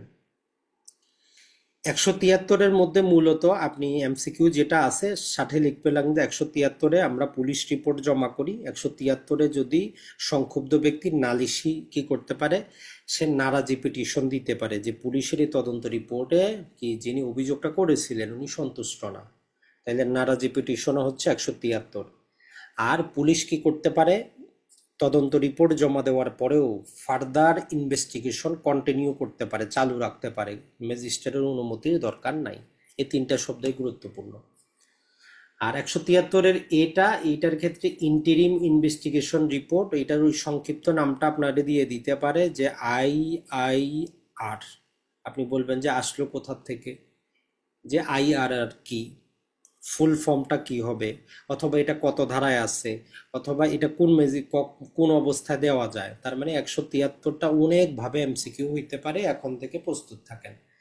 তাহলে ইন্টিরিম ইনভেস্টিগেশন রিপোর্ট, আইআইআর, কত ধারায়? 173-এর। কি করা যায়? তদন্ত শেষ হওয়ার পূর্বেই সুপিরিয়র পুলিশ অফিসার কি করতে পারে? তদন্ত কর্মকর্তাকারীকে তদন্ত রিপোর্ট জমা দেওয়ার জন্য আদেশ দিতে পারে। ম্যাজিস্ট্রেট ওইটা দেখে যদি মনে হয় কোনো আসামির বিরুদ্ধে এখন পর্যন্ত অভিযোগ তথ্য প্রমাণ নাই, তাহলে তাকে ডিসচার্জ করতে পারে, এই মানে অব্যাহতি দিতে পারে। তো এখন আরেকটা এমসিকিউ আসবে যে এই যদি আইআইআর এর অধীনে ডিসচার্জ হয়, তার বিরুদ্ধে প্রতিকারটা কি? তাহলে তার বিরুদ্ধে প্রতিকার আপনি রিভিশন দায়ের করতে পারবেন। যেখানেই অব্যাহতি সেখানেই রিভিশন, একদম কিওয়ার্ড মনে রাখবেন। যেখানেই শুনবেন অব্যাহতি দিচ্ছে, আপনি প্রতিকার কি রিভিশন করবেন, সহজ কথা হচ্ছে এখানে। আর যদি আপনি খালাস পান, সেক্ষেত্রে দেখতে হবে যে আপনার আপিলের সুযোগ আছে কিনা। যদি আপিল থাকে আপিল, না হলে রিভিশন। এই কিওয়ার্ডটা মনে রাখবেন, তাইলে আর কনফিউশনে আসবে না। ডিসচার্জ ইকুয়াল টু রিভিশন, আর খালাস ইকুয়াল টু নর্মাল আপিল, আর আপিল না হইলে রিভিশন। এখন আসি 173-এর বি। এখানে একটা সময়সীমা দেওয়া আছে, আর কিছুই না। বলতেছে যে 60 কর্মদিবসে, এখানে আবার কর্মদিবস আনছে, ওয়ার্কিং ডে। বলতেছে যে পুলিশ কি করবে? 60 কর্মদিবসে অবশ্যই অবশ্যই তদন্ত শেষ করবে। না করতে পারলে কেস ডায়েরি সহ বিচারকের কাছ থেকে সময় বাড়িয়ে নিবে। আর যদি এরপরেও না পারে, ম্যাজিস্ট্রেট অন্য কোনো মাধ্যমে ইনভেস্টিগেশন করাবেন, আর ওই তদন্ত কর্মকর্তাকে এটা তার একটা পেশাগত অসদাচরণ, মিসকন্ডাক্ট হিসাবে গণ্য করা হবে। আর এরপরেও আরো কতগুলা জিনিস বলা আছে, সেগুলা গুরুত্বপূর্ণ। সেটা হচ্ছে যে যদি দেখা যায় তদন্ত রিপোর্টে যে পুলিশ এই সাক্ষীটারে জিজ্ঞাসা করে নাই, একে আসামি করার দরকার ছিল, করে নাই, এই জায়গায় ইন্সপেকশন করা ছিল, করে নাই, এই বস্তুটা উদ্ধার করার দরকার ছিল, উদ্ধার করে নাই, তাইলে এটাকেও একটা পুলিশের অপেশাদারিত্ব হিসাবে গণ্য করে বিভাগীয় ব্যবস্থা নেওয়ার জন্য ম্যাজিস্ট্রেট কি করবেন? আদেশ দিবেন। তাহলে 173 আর 73-এর এ, 73-এর বি, এই তিনটা থেকে ধরে নেন একটা এমসিকিউ আশা করা যায় যে থাকবেই থাকবে। এরপর 174 আর 76 থেকে মূলত যে এমসিকিউটা হয় সেটা হচ্ছে, একটা চলে আসে মাঝে মধ্যে, লাশ উত্তোলনের ক্ষমতা কার? তো মনে রাখবেন এটা হচ্ছে আমাদের ডিস্ট্রিক্ট ম্যাজিস্ট্রেট বা এক্সিকিউটিভ ম্যাজিস্ট্রেট, দুইটা একই জিনিস।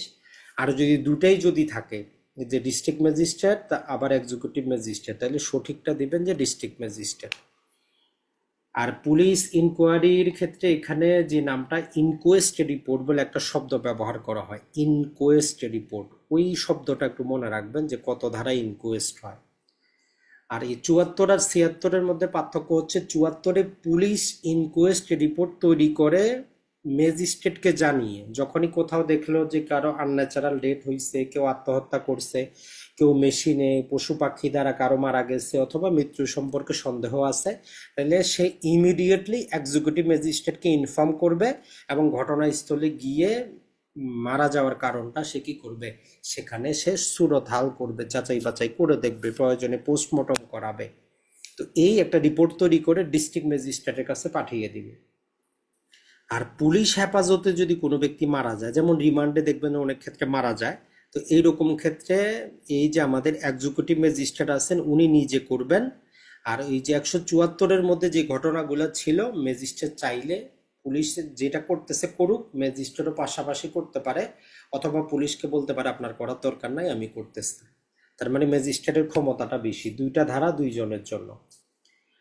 এরপরে যদি আমরা দেখি 177 থেকে মোটামুটি যে আমাদের পরবর্তী সেকশনগুলা, এই 177 থেকে 83 পর্যন্ত এটা এক লাইনে পড়বেন, ভিতরে কিছুই নেই, আমরা কিওয়ার্ড দিয়ে কিন্তু পড়িয়ে দিয়েছি। যে ঘটনা যেখানে বিচার সেখানে, সরকার যেখানে চায় সেখানে হইতে পারে, আর যেখানে আমার ফলাফল ঘটবে উভয় জায়গায় হইতে পারে, যেই যে জায়গায় রিলেশন পাবো সব জায়গায় বিচার হইতে পারে। ডাকাত হইলে কোনো টেরিটোরিয়াল জুরিসডিকশন নাই। আর জার্নির ক্ষেত্রে হইলে যেখান থেকে শুরু করব যেখানে শেষ হবে মধ্যবর্তী সব জায়গা। এইভাবে জাস্ট মনে রাখবেন, ভিতরে অতটা কাজের না। এরপরে চলে যাব আমরা সরাসরি 190। এখানে মনে রাখবেন যে ম্যাজিস্ট্রেটরা মামলাটা আমলে কিভাবে নেয়, তিনভাবে আমরা পড়াইছি: পুলিশ রিপোর্ট, নালিশ, এবং হচ্ছে নিজের সন্দেহ অথবা নিজের নলেজের মাধ্যমে। ক্যাটাগরি দেওয়া আছে।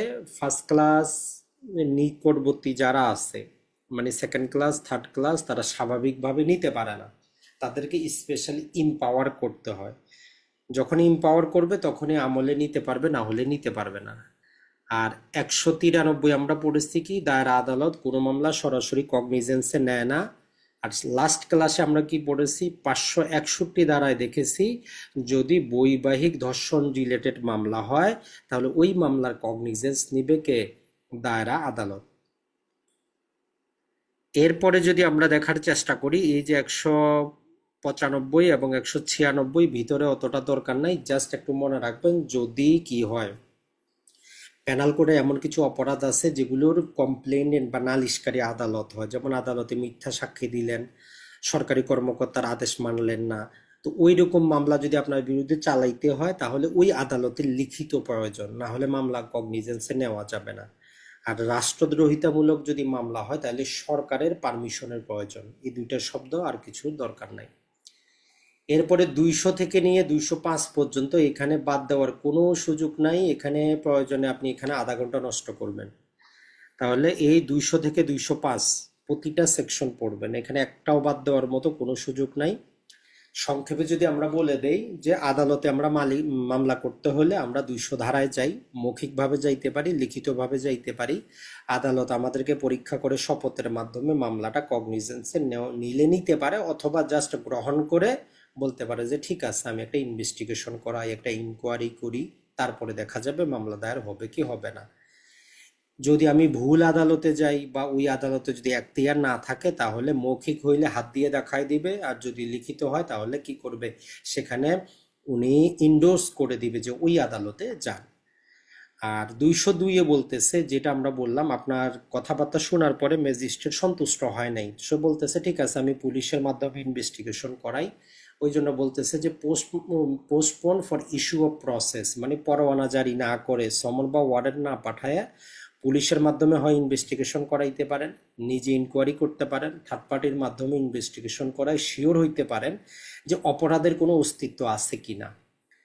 আর এই রকম ক্ষেত্রে আমরা একটা সেকশন পাবো 202-এর, সম্ভবত সাবসেকশন 4 দেওয়া আছে, যে যদি ম্যাজিস্ট্রেট দেখে রিপোর্ট আসার পরে আসামির বিরুদ্ধে কোনো কি নাই, কোনো প্রকার অভিযোগের অস্তিত্ব নাই, তাহলে সে 202-4-এর মাধ্যমে ডিসচার্জ করতে পারে। তাহলে ডিসচার্জ করলে আপনার প্রতিকার কি, রিভিশন দায়ের করবেন। আর 203-এ বিচারকের মনে হইতে পারে যে কোনো অস্তিত্ব নাই, তখন 203-এ মামলা উনি কি করবেন, মামলাটা উনি কমপ্লেইনটাকে ডিসমিল করে দিবেন, খারিজ করে দিবেন। তাহলে খারিজের বিরুদ্ধে প্রতিকার কি, আমরা গত ক্লাসে পড়ে আসছি, এটাও রিভিশন।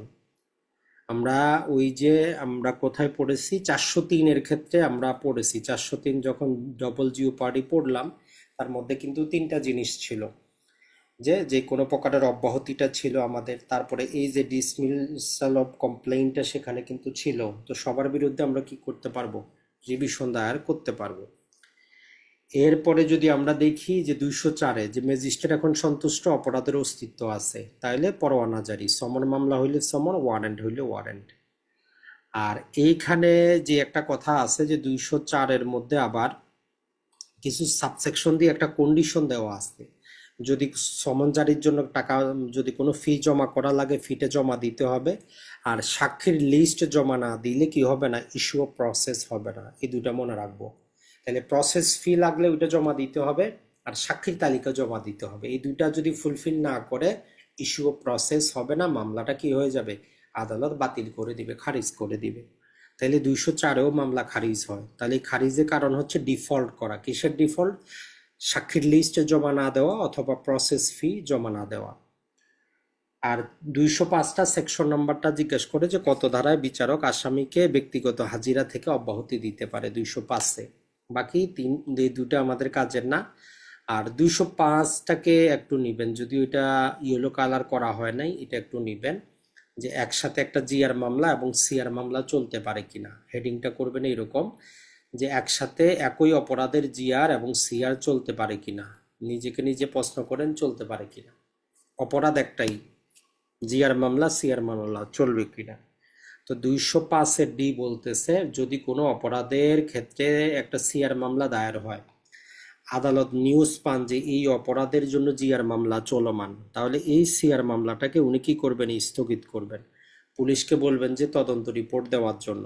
যদি অপরাধের অস্তিত্ব থাকে তাহলে দুইটা মামলাকে কম্বাইন করে এমনভাবে নিবেন যেটা পুলিশ রিপোর্টের মাধ্যমে একটা জিআর মামলা, কোনো সিআর মামলা দায়ের হয়নি, এইভাবে ট্রায়ালটা কন্টিনিউ করবেন। আর যদি দেখেন যে না, পুলিশ রিপোর্টে অপরাধের কোনো অস্তিত্ব নাই, তখন উনি এই যে মামলাটা স্থগিত করছিলেন এটাকে কন্টিনিউ করবেন, মানে সাক্ষ্য প্রমাণ নেওয়া শুরু করবেন। এই থিমটা মনে রাখলে এই 205 এর ডিটা আপনার মনে থাকবে, যে একসাথে একই মামলার জিআর এবং সিআর মামলা তো দায়ের হইতে পারে, কোনো বাধা নেই, কিন্তু যখনই আদালত সংবাদ পাবে পুলিশ রিপোর্ট তলব করবে, যদি অপরাধের অস্তিত্ব থাকে দুটাকে কম্বাইন করবে। এটাকে আমরা ধরে নিব একটা পুলিশ রিপোর্টের মামলা, মানে জিআর মামলা ওইভাবে চলবে। আর যদি পুলিশ রিপোর্টে অপরাধের অস্তিত্ব না থাকে তাহলে এই স্থগিতকৃত মামলাটা কন্টিনিউ করবে। এরপরে চলে যাই আমরা চার্জ রিলেটেড, আমরা এখানে খুবই সংক্ষিপ্ত আকারে এটা পড়বেন। 225, ছোটখাটো ভুল যদি চার্জে থাকে কোনো সমস্যা নেই, যদি ন্যায় বিচার ব্যাহত না হয়।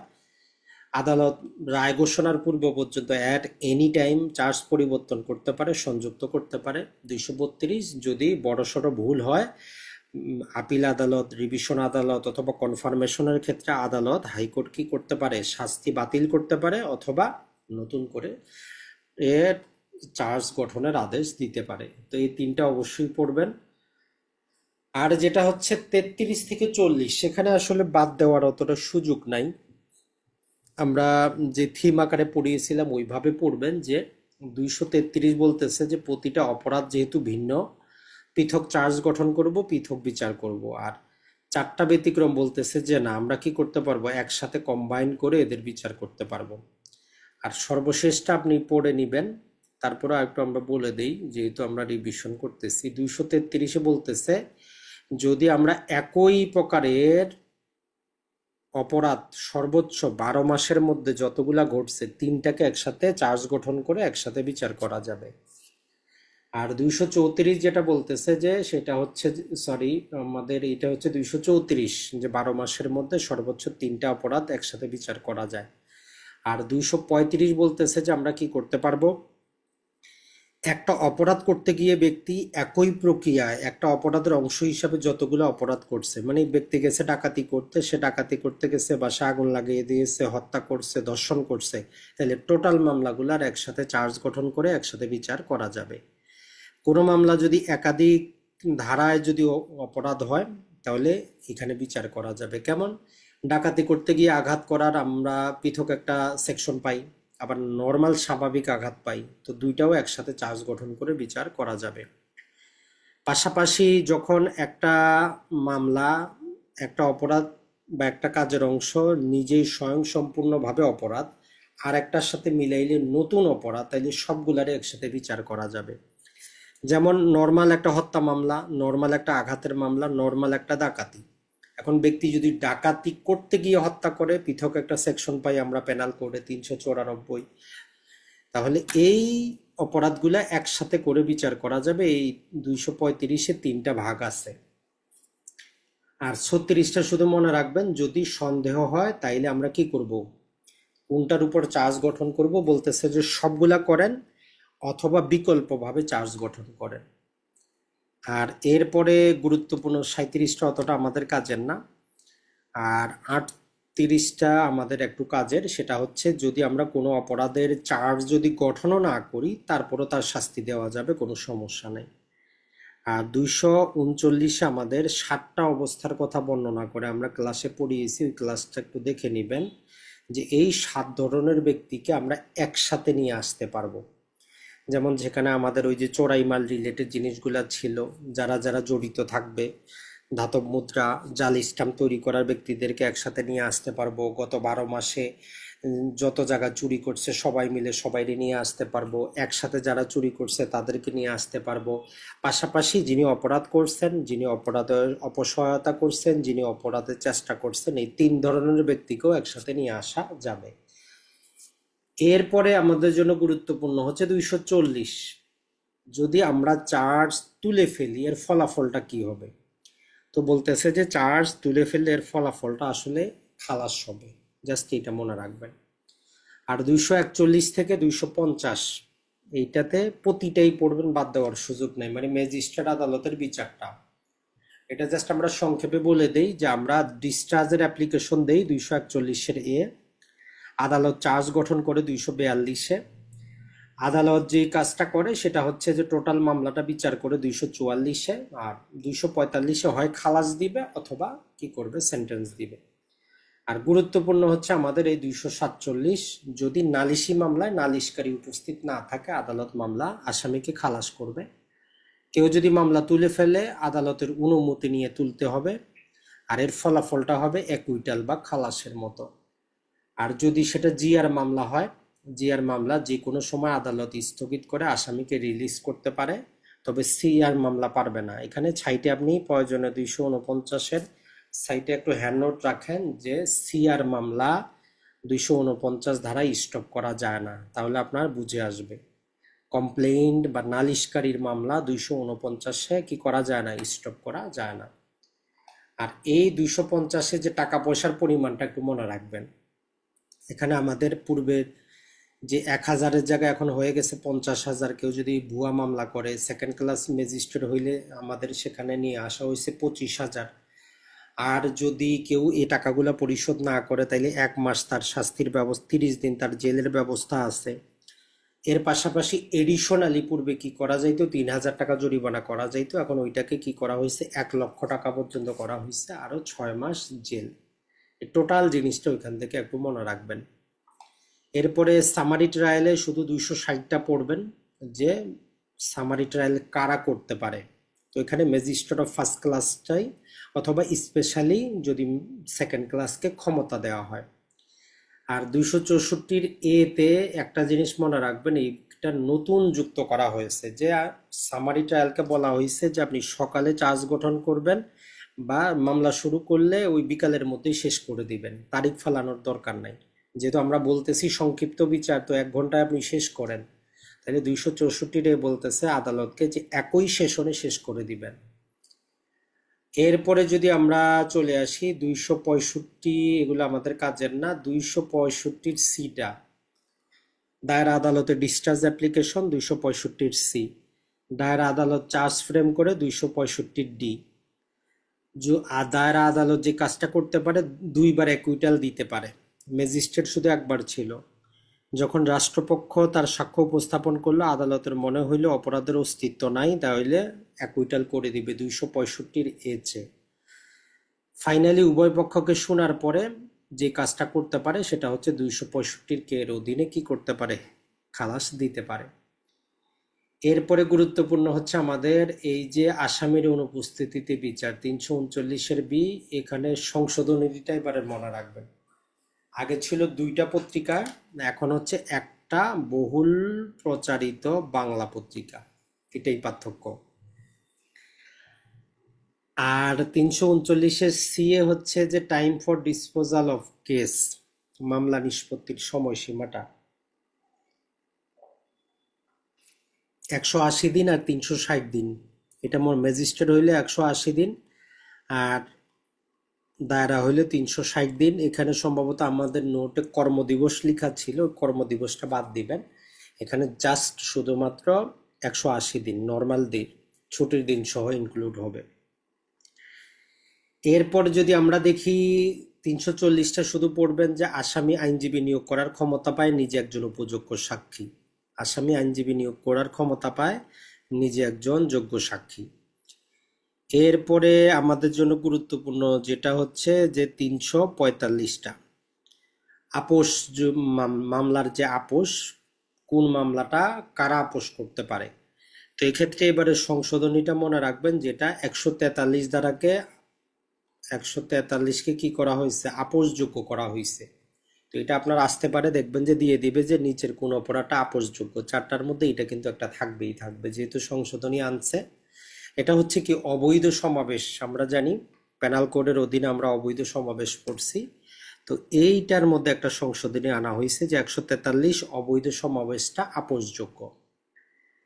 এরপরে আপনি যেটা করতে পারেন সেটা হচ্ছে যে মোটামুটি আমাদের জন্য 353 যে আসামির উপস্থিতিতে সাক্ষ্য গ্রহণ করা হবে। আর 364 আদালতে কিভাবে কি করা হয়, সাক্ষ্য গ্রহণ করা হয়।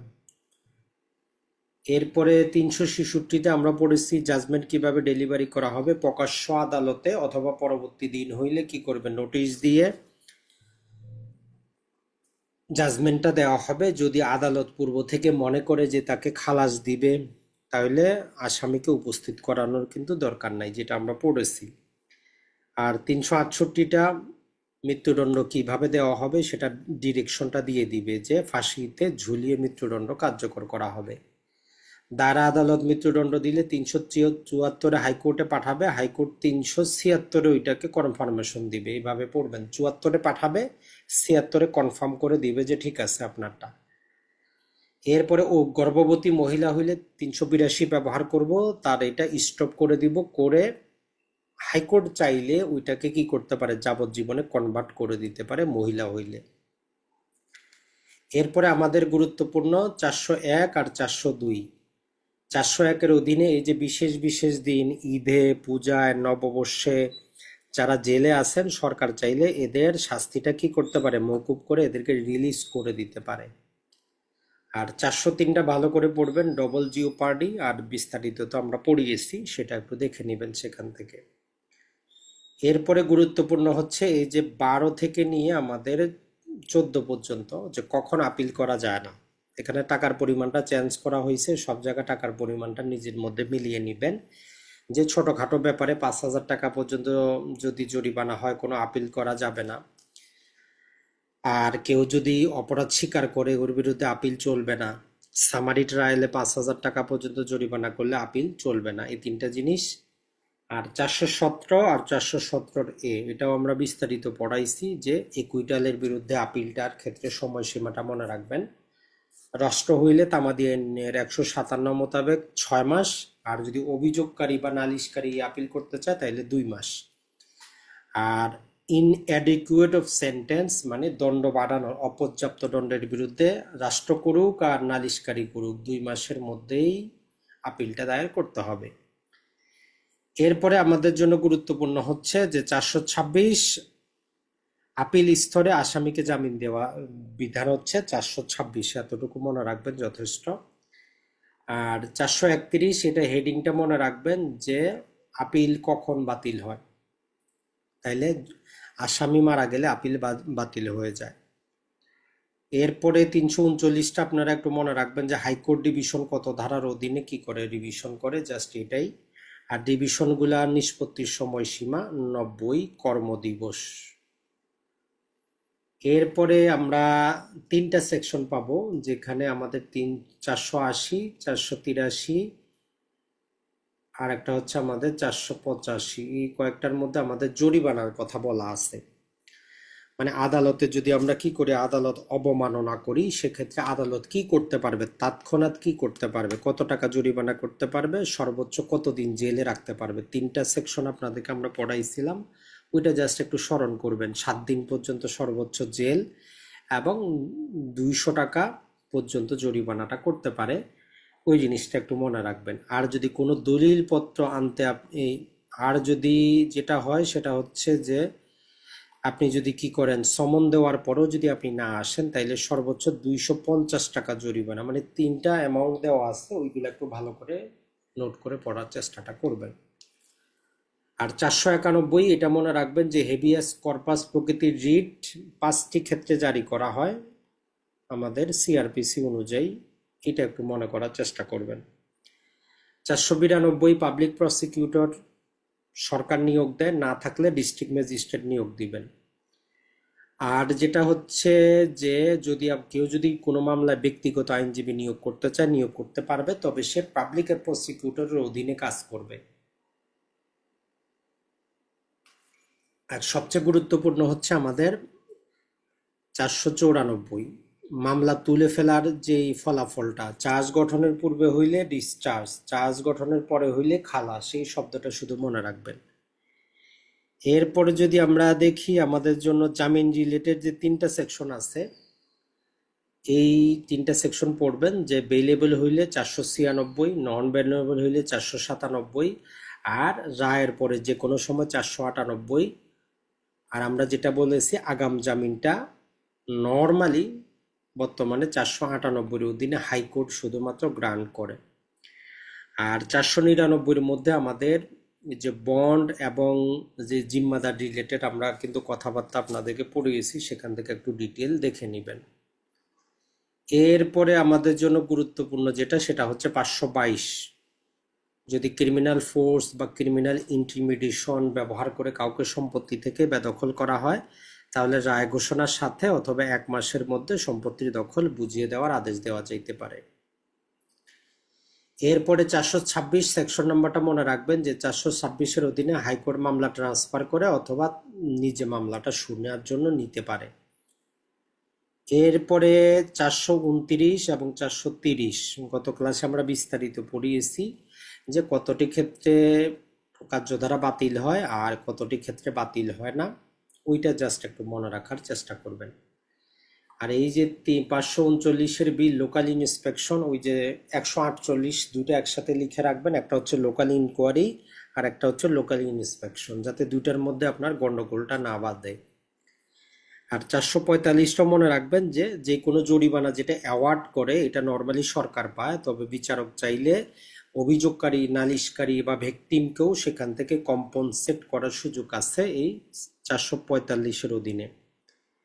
এরপরে 456, যদি কোনো বিচারক বা ম্যাজিস্ট্রেট কোনো মামলাতে নিজের পার্সোনাল ইন্টারেস্ট থাকে, আপিল আদালতের অনুমতি ছাড়া ওই মামলাটা উনি শুনবেন না।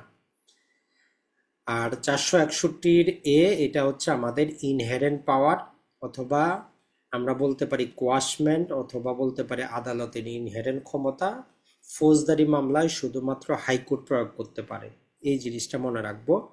এটা হচ্ছে যে 3টা ক্ষেত্রে প্রয়োগ করা হয়, যেটা আমরা বলেছি যে এই কোডের অধীনে যেই কোনো প্রকার আদেশকে ইফেক্টে আনতে কেউ যদি কি করে, কোনো আদালতের প্রসিডিংকে অ্যাবিউজ করে সেটাকে ঠিক করতে, আরেকটা হচ্ছে ন্যায় বিচার প্রতিষ্ঠায়, এন্ড অফ জাস্টিস করার জন্য। আর ফৌজ দেওয়ানি মামলার ক্ষেত্রে একই জিনিস সকল সিভিল আদালত পারে, একটা হচ্ছে আদালতের অ্যাবিউজটাকে রোধ করার জন্য আর ন্যায় বিচারের জন্য, ওই প্রথমটা শুধু নাই, এটাই পার্থক্য।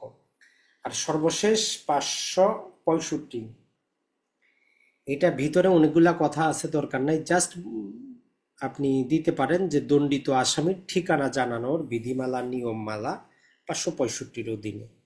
এই যে কয়েকটা সেকশন আমরা দিলাম, যদি এই সেকশনগুলা আপনি বারবার পড়তে পারেন, এর বাইরে যাওয়ার কোনো সুযোগ নাই। আপনি যেটা বললাম